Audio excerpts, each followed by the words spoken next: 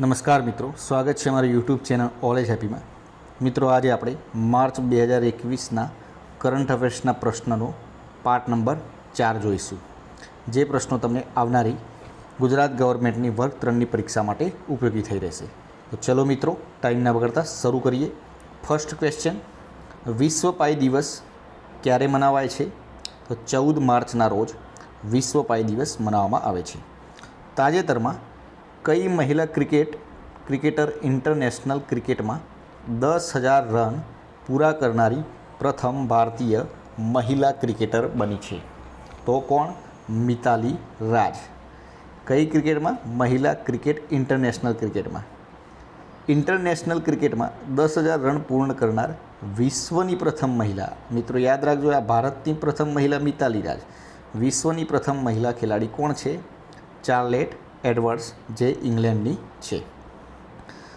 વર્ષ 2021ની વિશ્વ કિડની દિવસની થીમ જણાવો. Living well with kidney disease, જે વર્ષ 2021ની વિશ્વ કિડની દિવસની થીમ છે. તાજેતરમાં ભારત અને કયા દેશ વચ્ચે સંયુક્ત સૈન્ય અભ્યાસ ડસ્ટ લીક 2નો પ્રારંભ થયો? તો ઉત્તરાખંડના રાનીખેત નજીક ચૌબટિયામાં તેનો પ્રારંભ થયો છે.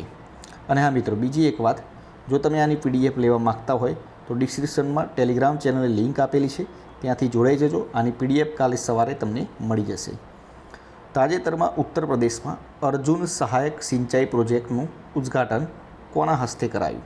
નરેન્દ્રભાઈ મોદી દ્વારા. 24 માર્ચ એટલે વર્લ્ડ ટીબી ડે, વર્લ્ડ ક્ષય ડે. વિશ્વના 30 સૌથી પ્રદૂષિત શહેરોમાં ભારતના કેટલા શહેરો છે? તો ભારતના ટોટલ 22 શહેરો છે. વિશ્વના 30 સૌથી પ્રદૂષિત શહેરોમાં ભારતના 22 શહેરોનો સમાવેશ થાય છે, જેમાં પ્રથમ ક્રમે છે ચીનનું શિનજિયાંગ.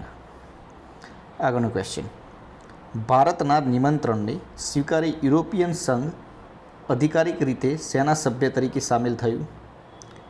કોલિશન ફોર ડિઝાસ્ટર રેસિલિયન્ટ ઇન્ફ્રાસ્ટ્રક્ચરનો સભ્ય તરીકે સામેલ થયું. કયા ઓપરેશન અંતર્ગત ભારતીય નૌસેનાએ બહેરીનની નેવલ ફોર્સ કોર્બેટ અલ મુહરેક સાથે પેસેજ એક્સરસાઇઝમાં ભાગ લીધો? ઓપરેશન સંકલ્પ અંતર્ગત. ભારતે કયા દેશ સાથે અંતરિક્ષ ક્ષેત્રમાં સહયોગ સ્થાપવા માટે વિચાર વિમર્શ કર્યા? સાઉદી અરબ સાથે.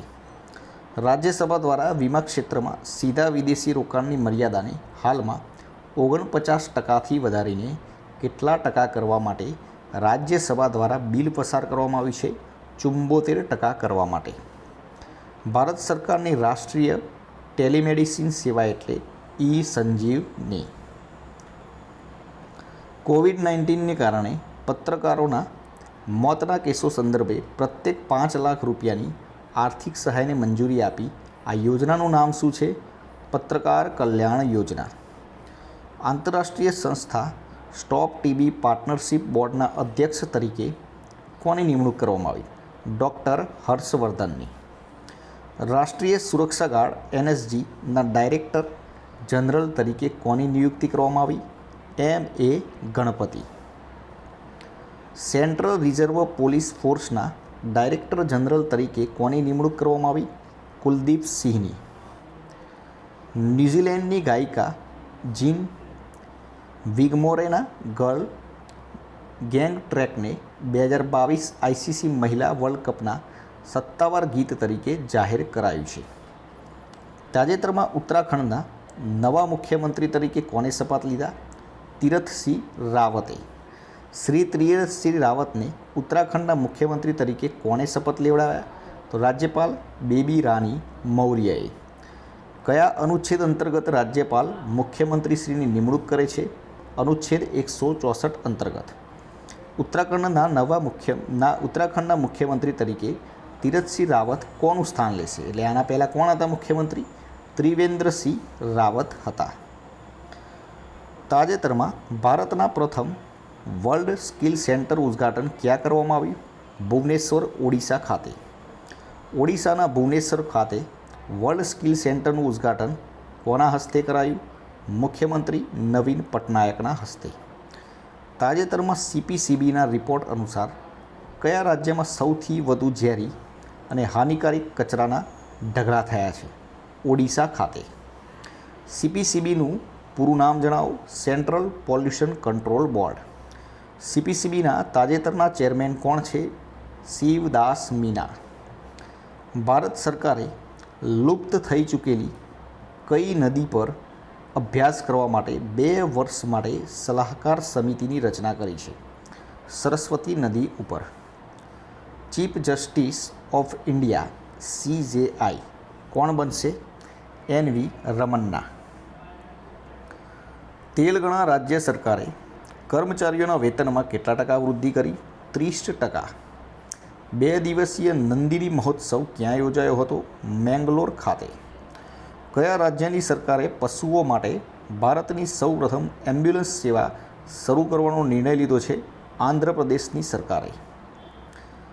ઔપચારિક સ્વદેશી ભાષા અને જ્ઞાન પ્રણાલી સ્કૂલ કયા રાજ્યમાં ખોલવામાં આવી છે? અરુણાચલ પ્રદેશ. સ્વાતિ પાંડેએ તાજેતરમાં એક પુસ્તક પ્રકાશિત કર્યું છે જેનું શીર્ષક શું છે? Don under the dome. Gujarat સરકારના ગૃહ વિભાગના કયા પ્રોજેક્ટને સેફ સિટી કેટેગરીમાં સ્માર્ટ સિટીઝ ઇન્ડિયા એવોર્ડ એનાયત થયો?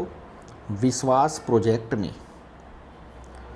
હોળી ધૂળેટીના પર્વને અનુલક્ષીને ડોલ ઉત્સવ ક્યાં મનાવવામાં આવે છે? ઝારખંડના ધનબાદમાં. વડાપ્રધાન નરેન્દ્ર મોદીએ ભારત અને બાંગ્લાદેશ વચ્ચે મિતાલી નવી એક્સપ્રેસ પેસેન્જર ટ્રેન શરૂ કરવાની જાહેરાત કરી છે. આ ટ્રેન કયા 2 સ્થળોને જોડશે? ઢાકા અને ન્યૂ જલપાઈગુડીને જોડવાનું કામ કરશે. મૈત્રી એક્સપ્રેસ ઢાકાથી કોલકાતા અને બંધન એક્સપ્રેસ ખુલનાથી કોલકાતા પહેલાંથી ચાલુ છે. એટલે કે આના પહેલાં આ 2 એક્સપ્રેસ મૈત્રી એક્સપ્રેસ અને બંધન એક્સપ્રેસ તો ચાલુ જ છે. વડાપ્રધાન નરેન્દ્ર મોદીએ બાંગ્લાદેશમાં જસોરેશ્વર કાલી મંદિરમાં પૂજા અર્ચના કરી. હાલ ભારતીય અને અમેરિકી નેવીનો 2 દિવસીય યુદ્ધ અભ્યાસ કયા મહાસાગરમાં ચાલી રહ્યો છે? હિન્દ મહાસાગરમાં. આગળનો ક્વેશ્ચન. 66મો ફિલ્મફેર એવોર્ડ શ્રેષ્ઠ અભિનેતા તરીકે દિગંત ઇરફાન ખાનને મળે છે. અંગ્રેજી મીડિયમ ફિલ્મ માટે શ્રેષ્ઠ અભિનેત્રી તરીકે તાપસી પન્નુને મળે છે. થપ્પડ ફિલ્મ માટે શ્રેષ્ઠ દિગ્દર્શક માટે ઓમ રાઉતને મળે છે. તાન્હાજી ફિલ્મ માટે. જમ્મુ કાશ્મીરમાં એશિયાનું સૌથી મોટું ટ્યુલિપ ગાર્ડન બનાવવામાં આવેલું છે. તે કેટલા હેક્ટરમાં ફેલાયેલું છે? 30 હેક્ટરમાં ફેલાયેલું છે. AFC મહિલા એશિયા કપની યજમાની કયા દેશ દ્વારા કરવામાં આવશે? ભારત દ્વારા. તાજેતરમાં ભારત અને પાકિસ્તાન વચ્ચે સ્થાયી સિંધુ આયોગની કેટલામી બેઠક દિલ્હી ખાતે યોજાઈ હતી? 116મી બેઠક. તાજેતરમાં આશા ભોસલેને કયા એવોર્ડથી સન્માનિત કરવામાં આવ્યા? મહારાષ્ટ્ર ભૂષણ એવોર્ડથી સન્માનિત કરવામાં આવ્યા. કિરણ રિજ્જુએ ખેલો ઇન્ડિયા યુથ ગેમ્સ 2021માં કઈ સ્પર્ધાનો સમાવેશ કર્યો છે? યોગાસન સ્પર્ધાનો સમાવેશ કરવામાં આવ્યો છે. અસમ રાઇફલ્સ દર વર્ષે કઈ તારીખે તેના સ્થાપના દિનની ઉજવણી કરે છે? 23 માર્ચના રોજ.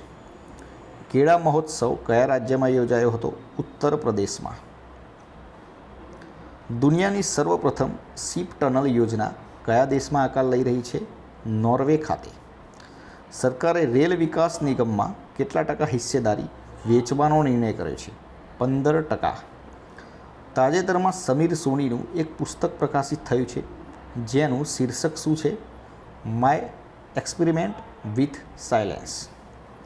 આંતરરાષ્ટ્રીય બૌદ્ધિક સંપદા સૂચકાંકમાં ભારત કેટલામાં ક્રમે છે? 40મા ક્રમે છે. કયા રાજ્યની સરકારે દેખો અપના પ્રદેશ અભિયાન શરૂ કર્યું છે? અરુણાચલ પ્રદેશ. ઇન્ફોસિસના સ્વતંત્ર નિર્દેશક તરીકે કોની નિયુક્તિ કરવામાં આવી છે?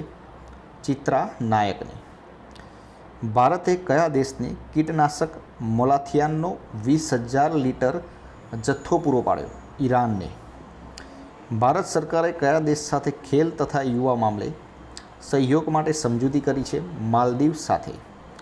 ભારતે કયા દેશ સાથે પેટન્ટ વેરિફિકેશન માટે સમજૂતી કરી છે? જાપાન સાથે. તાજેતરમાં વડાપ્રધાન નરેન્દ્ર મોદી દ્વારા કયું અભિયાન શરૂ કરવામાં આવ્યું? Catch the rain. રશિયાએ 18 દેશો માટે સ્પેસમાં 38 સેટેલાઇટ લોન્ચ કર્યા. એક ભારત શ્રેષ્ઠ ભારત કાર્યક્રમ અંતર્ગત સિક્કિમને ભારત સાથે જોડવામાં આવ્યું છે. ISSF વિશ્વકપમાં ચિંકી યાદવ ગોલ્ડ મેડલ વિજેતા બની છે.